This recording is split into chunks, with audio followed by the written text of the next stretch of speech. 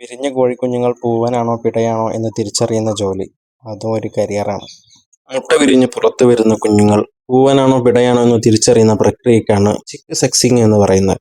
Went സെക്സിങ്, feather സെക്സിങ്, colour സെക്സിങ് തുടങ്ങിയ വിവിധ രീതികളിലൂടെയാണ് കുഞ്ഞുങ്ങളെ തിരിച്ചറിയാൻ സാധിക്കുക.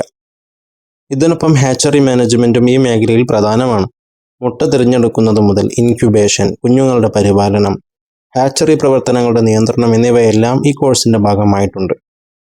ഈ മേഖലയിൽ പരിശീലനം നേടാൻ 5 മാസത്തെ സർട്ടിഫിക്കറ്റ് കോഴ്സും കേരളത്തിൽ ലഭ്യമാണ്. സംസ്ഥാന മൃഗസംരക്ഷണ വകുപ്പ് chick sexing and hatchery management എന്ന പേരിൽ 5 മാസ ദൈർഘ്യമുള്ള സർട്ടിഫിക്കറ്റ് കോഴ്സാണ് നടത്തുന്നത്. തിരുവനന്തപുരം കുടപ്പനക്കുന്നിലെ ലൈവ് സ്റ്റോക്ക് മാനേജ്മെന്റ് ട്രെയിനിങ് സെന്ററും ചെങ്ങന്നൂരിലെ സെൻട്രൽ ഹാച്ചറി എന്നീ 2 കേന്ദ്രങ്ങൾ മാത്രമേ ഇതിനുള്ളൂ. ഓരോ കേന്ദ്രങ്ങളിലും 12 പേർ വീതം, ആകെ 24 പേർക്ക് മാത്രമാണ് ഓരോ ബാച്ചിലും അഡ്മിഷൻ നൽകുക.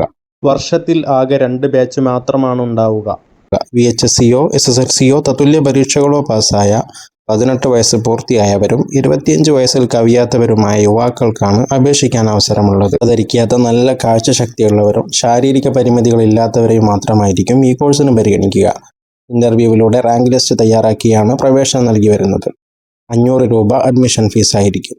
പട്ടികജാതി അല്ലെങ്കിൽ പട്ടികവർഗ വിഭാഗത്തിൽപ്പെട്ടവർക്ക് ഫീസ് ഇളവുണ്ട് താനും.